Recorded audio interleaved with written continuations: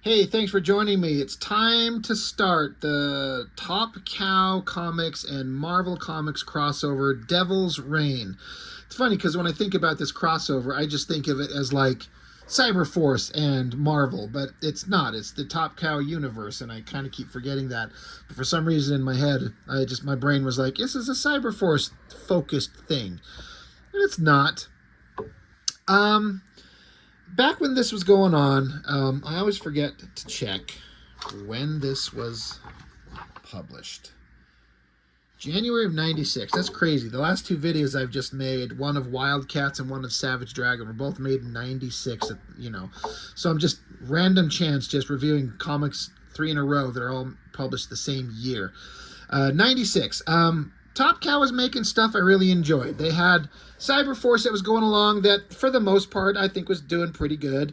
Never quite reaching the heights that it would be nice if it could have made. I've talked about that on my video reviews of Cyberforce. And Witchblade was going on strong with Michael Turner, and Darkness was out there. At some point, I can't remember when, Michael Turner went off and did Fathom. Top Cow was making stuff that I liked, and somehow, some way, Silvestri worked out a deal. I had to do a crossover with Marvel Comics, and I don't know that I've ever heard the story of how that came about. When you think about it, I think it's 97 when Liefeld and Jim Lee go off and do the Heroes Reborn thing. I think somebody can correct me on that, but Silvestri, he goes and he does, like, I want to do a crossover. It's like I what 9, 10, 11 chapters. I don't remember how many. I've got them all. But Silvestri's just like, let's cross over our characters. Let's mix my Top Cow universe with Marvel Comics. I imagine a lot of that has to do with the fact that, from what it seems to me, is that Silvestri seems like a really nice guy and probably had not burned any bridges really with Marvel. And Liefeld and McFarlane, they're like, I can imagine Marvel being like, we don't want to talk to those guys. But Silvestri, I bet he had a good working relationship with people. And that's one. And then two, in 96, I think the comic market was really tanking. And they're trying to come up with anything to generate interest and sales. So it was hyped up in the books for a long time with this sketchy drawing that Silvestri did of Mesto holding in his hand, I think it was supposed to be like the Top Cow universe. Like Mephisto was going to invade the Top Cow universe, or there's going to be some kind of weird crossover. I don't know. It seemed like an interesting idea at the time. And so this is Devil's Reign, Chapter 1, and it's Weapon Zero and Silver Surfer. So what they did is they'd have a Marvel property and a Top Cow property interact, and then for the most part, they'd have one of these two, like the next book would be Weapon Zero and another Marvel character. They'd kind of switch off and have them kind of one lead into the other, but each book kind of only gets a certain group or character show up kind of the one time in the one book, broadly speaking. An interesting idea. Ultimately, the only thing that this is worthwhile for is the art in certain places. There's some pretty good artists, obviously, at Top Cow, and it's all Top Cow art driven. So it's the art is the big thing. Now, at this time, I had known a little bit about the Silver Surfer. I had read him in some of his own titles. The stuff drawn by Ron Lim I really enjoyed. And then I read the stories in the Infinity Gauntlet. So I have a little bit of an idea of what Silver Surfer is about. But again, at this time, not a lot, but the basic concept you can figure out. The Top Cow team, Weapon Zero, I knew nothing about. This was a book I was not collecting. I just kind of didn't seem interesting to me. I think I kind of missed it. I periodically would find a title here or there, and I'd grab it. And I think the artist Joe Benitez is the one who draws it. He's good. He knows how to draw, but he does not draw this. But what was hyped up for me, most importantly, that I was super excited about, it was like Chapter 1, Mark Silvestri draws it. That's my memory of it. Again, this is like 30 years ago, so what I might remember in my memory might be wrong, but I seem to remember thinking, oh my God, Silvestri's drawing the opening issue. That is what I want. I'm here for Silvestri art. And as happens often, boy, do I get disappointed. As a cover, I think it looks pretty good. That shot of Silver Surfer is pretty awesome, and the rest of the team is fine. Again, I don't know much about them at all. It's just, like every company, they've got the main title. You've got Cyberforce, and then you've got Weapon Zero. There's always a secondary book, Wildcats and Stormwatch, Youngblood and Team Youngblood, so on, so on. But again, I don't know anything about Weapon Zero. Back in the day when this come out, and to this day, I know nothing about him, so I have nothing to say. So I'm not particularly interested in the story again, then or now. Written by Walter Simonson is an interesting thing. At the time, back in '96, I knew Walter Simonson's name, but I didn't know who he was, or I was aware of the name, and he'd been around for a while, and he'd done work that people were speak very highly of. I was like, okay, whatever. I think he was writing Weapon Zero, right? Somebody correct me on that. Wasn't he the writer on that series? But what really chapped my ass and boils my piss is I thought that Silvestri was drawing book 1. But it starts out, artist Billy Tan Mung Koi, I hope I said his name right. He draws pages 10 through 24. Mark Silvestri does pages 1 through 5, and whoever this Kirk Van Wormer is, or Warmer, pages 6 through 9. I'm like, Silvestri only draws the first 5 pages. God damn it. It just pisses me off because it seemed to be a reoccurring theme that would come up periodically whenever Silvestri draws these things, is he'd draw a little bit of it at the beginning and then disappear and hand it over to some of these other guys. This Kirk Van Wormer, he's kind of okay. This Billy Tan, I can't remember what he had drawn at this point. Again, it's been so long. I was never a huge fan, but I feel like I could tell that he was really, really putting forth the best possible effort that he could come up with. And the stuff he does looks pretty good. But as I've said multiple times, I'm here for Mark Silvestri. But I'm like, at least we get 5 pages, all right? What do we got? D-Tron on inks, Bat, Joseph Weems, and Billy Tan inks, page 14, 22, 24. Great. Yeah. So we get a splash page of Silver Surfer standing there on his board, and it's not my favorite Silvestri drawing. Silvestri's got incredible figure drawing prowess, like his ability just to draw the human figure, dynamic superhero stuff. He's so good. And it's kind of cool, Silver Surfer, he's just standing there, arms folded. He's got a lot of weight and musculature and presence to him, but I don't know. Something's not working. I feel like this is something he banged out really fast. And another thing that kind of threw me off, and I didn't understand at the time, and I think I understand it now, but I still don't like it, is the Silver Surfer and his dialogue and the way he speaks. He speaks out loud in this very, I don't know what the word is to say, this very hyper-proper, dramatic, Shakespearean way of talking. And I didn't understand at the time, and I think I now understand that the way that Silver Surfer was originally written, I think that Stan Lee put the words in his mouth. This is how he spoke, and this is how he kind of was portrayed. If somebody can correct me on that, I would like to know. But that's my understanding of it. But I had never seen Surfer speak like this. Again, my basic exposure to him was like Silver Surfer number 50, which I've reviewed on the channel. It's one of my favorite comic books of all time. And then the Infinity Gauntlet, and then some issues of What If. Like, those are kind of the Silver Surfer that I understood. And he's a very strong, compassionate, stoic, very powerful character. I really like him. But the way he speaks here, there's some, exposition boxes. Like, it's the Surfer. He's the Herald of Galactus. He's here. And so Surfer standing there, he sees some smoke in the distance, and he says, this is the exact dialogue. He speaks out loud. Yonder pall of smoke suggests the ravages of man. Yet when I passed this way but a few days ago, the land was all but empty, as it has been from time immemorial.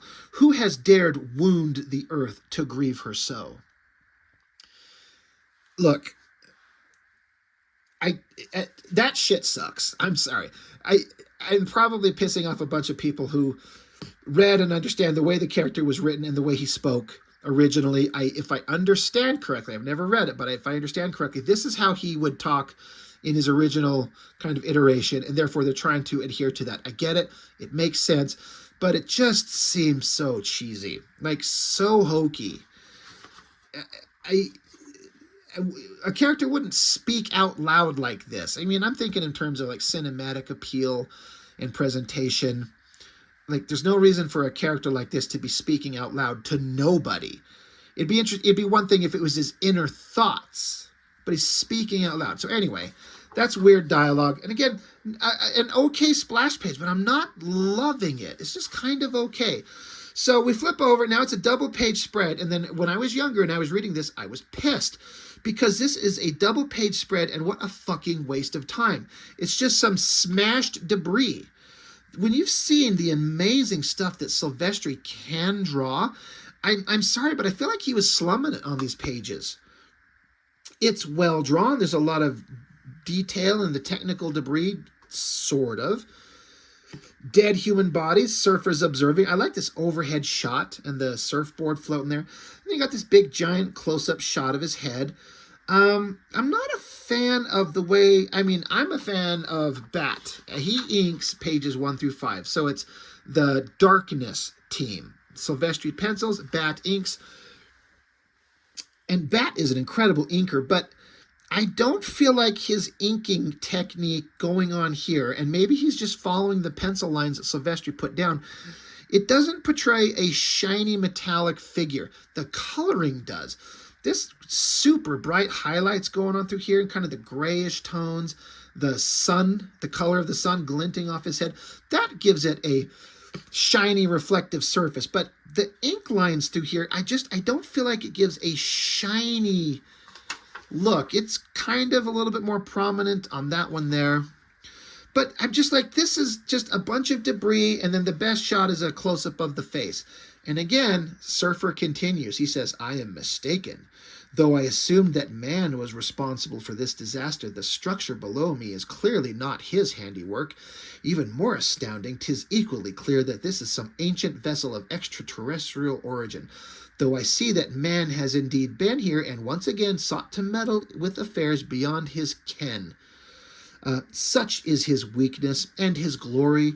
These are devotees of science and dead to a man.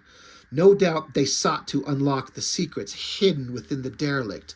Fools, could they not sense the ship fairly reeks of evil? I feel a pulsing yet within the hulk, as though the alien life forms that once inhabited it and gave it purpose still survive in some strange fashion and infuse the ship itself with will and malice that may one day threaten the fragile envelope of life that greens this world. I'm sorry, that is hard for me to read. Not because I can't read, because it just sounds so stupid. And I don't mean any disrespect to Walter Simonson and his writing, and I'm sure he's writing the character as he used to be, but this is just, it's hard to read. It's kind of silly. Some things work in certain eras and certain times. And I'm going to guess Surfer made in the mid to late 60s, like all these other characters. And I could see it working, especially as a new thing. Like when these characters were created in the late 60s and they were so new and so interesting. They just caught. And the pop culture kind of universe and the entertainment that was out there for kids, these things all connected in a way that kind of wouldn't work now if they were introduced the exact same way. It's like you have to kind of make the content for the time that they were created in. I get it. I understand it. I respect it. But this shit is just awful. But that's just me. So anyway, a waste of space, crazy dialogue. So then, okay, so we get a big giant shot of Surfer.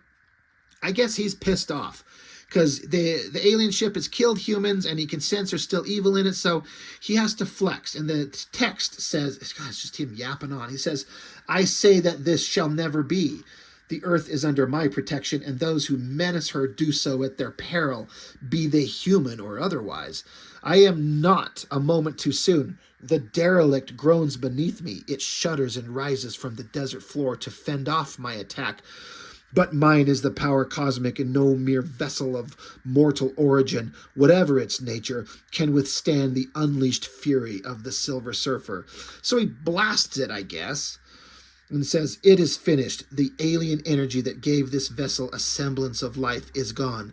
And though they may never know it, the humans and their world have once again been saved from the deadly hand of fate." So it's literally like, thank God I saved you. This shot of Surfer, like, I'm not digging that either. You'd think it would be awesome, big flexing muscular shot, lots of line work and shines, but it just kind of sucks. I'm sorry, I don't dig it. So I was super excited for Silvestri to draw this, and of course, look, Silvestri on his worst day is better than almost anybody. So, read into that what you will. I'm just talking about having seen the best that he can do. I'm just not feeling it. And it's like 5 pages and Silvestri's gone. So the next guy to draw is this Kurt Van Wormer. And I don't know who he is. I've only, to my recollection, I've seen him draw a few books for Topcow. Don't know where he went, what he's doing, what the status is. And he's kind of fine. After Surfer takes off, he says, "Now too long have I tarried here when the winds and sky beckon, they call." And the Silver Surfer answers. Fucking dumbass takes off to leave Satan show up. And so it's Mephisto, and he's talking about, all right, I'm going to do some evil stuff. And in the wreckage beneath me, I have long sought a doorway to elsewhere.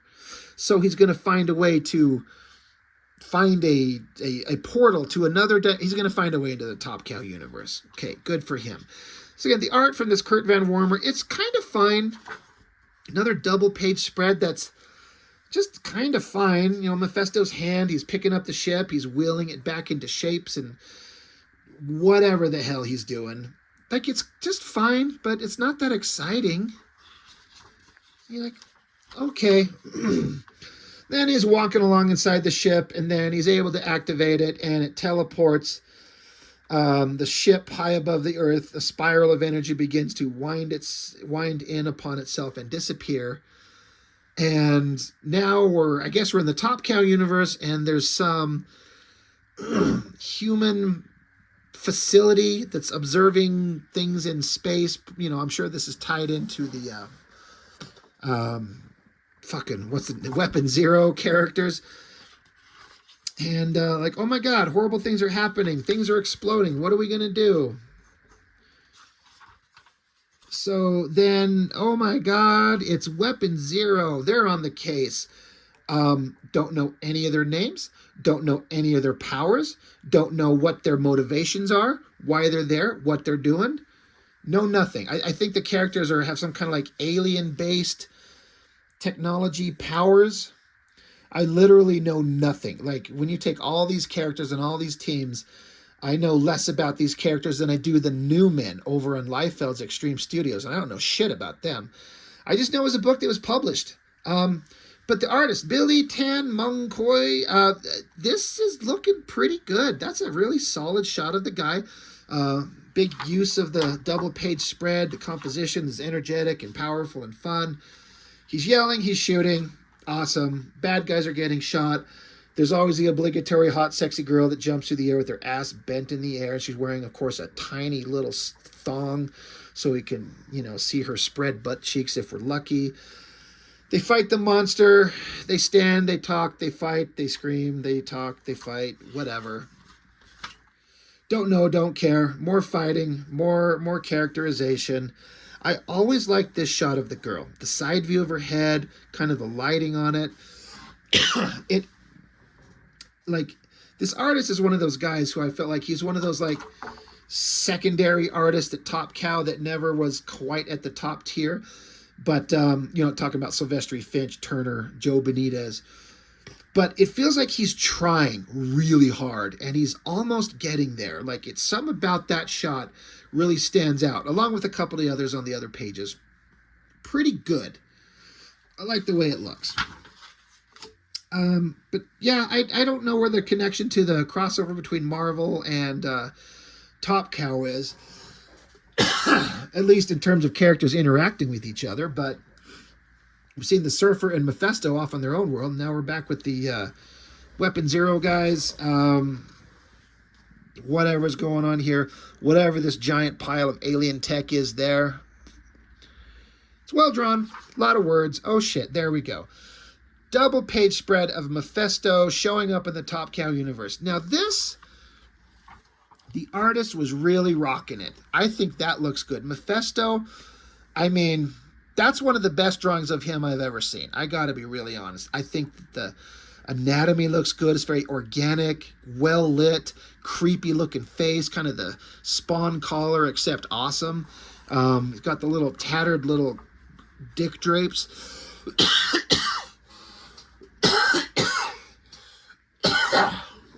Excuse me, I've been fighting off a cold. Holy shit. Mephisto looks awesome. Really good. And these faces of presumably bad guy villains of the Weapon Zero story, I don't know who they are, but I think they're really well drawn. This is a fabulous double page spread. The artist has every right to feel proud of that page. It's awesome. And the coloring looks great. Inking is fantastic. Like home run. Solid. Yeah, they try to capture him, and Mephisto, being the douchebag that he is, he just claps his hands and turns evil girl into little, like, slave slut outfit, which, yahoo. And now they're, like, literally bringing him alcohol, booze to drink. Again, the artist, this shot of Mephisto, the face, and then the gestures with the hands holding that glass there. It's really interesting. The lighting is good. The coloring is good. Like, Mephisto is evil. It's really cool. I really like what they did there. Even the shot of the girl, like these kind of cutesy little high-heeled feet, the high-heeled shoes and the feet, little pointy toes, the long legs. Like, that's a solid drawing. I really like it. He's really working, and it's looking good. Back with... This is Cyberforce's most boring character, Heatwave, fourth-rate Cyclops flying through the air. Like the last time we saw him in Cyberforce, he was flying away and he was sad and he was mad and everything's miserable and it sucks.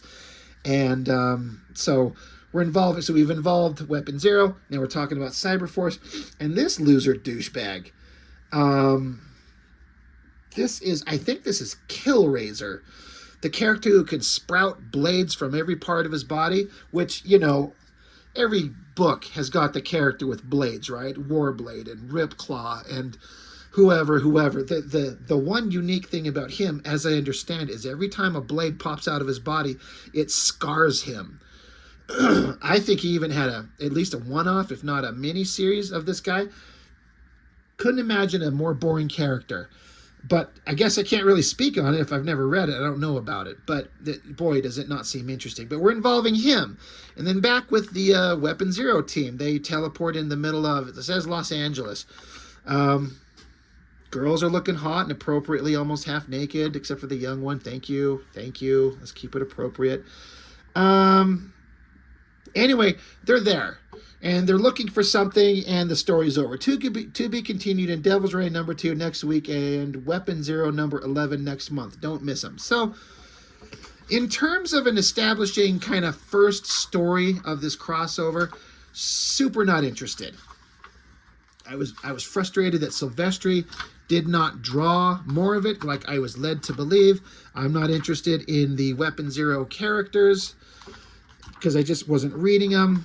And again, it's like right here. It's saying Darkness number 2 coming out. So, I'm sitting here like, I'm frustrated that Silvestri didn't draw it. Well, he's off drawing Darkness. So I guess I get it. But again, they really hyped it up like he was drawing the entire thing, or at least I thought. So chapter 2 is Psyblade and Ghost Rider, drawn by Anthony Chun, a guy who showed up for like 5 minutes, did some okay-ish work, and then vanished. So Psyblade, Ghost Rider, and then it goes Ghost Rider Ballistic, and then it goes Ballistic Wolverine. So Billy Tan drawing Ghost Rider Ballistic, and what I loved about this one, part 3, it's written by Warren Ellis, and I think that guy was just like, fuck it, I'm going to have fun. I remember having a lot of fun with that issue. That one was fun. And Larry Hama writes Ballistic Wolverine with Joe Benitez. I don't remember anything about that one being interesting, but the art by Joe Benitez is pretty fun. But so it kind of had varying degrees. I felt like they got better as they went because as you got into the story, we hit up the big time prime artists, meaning Finch and Turner.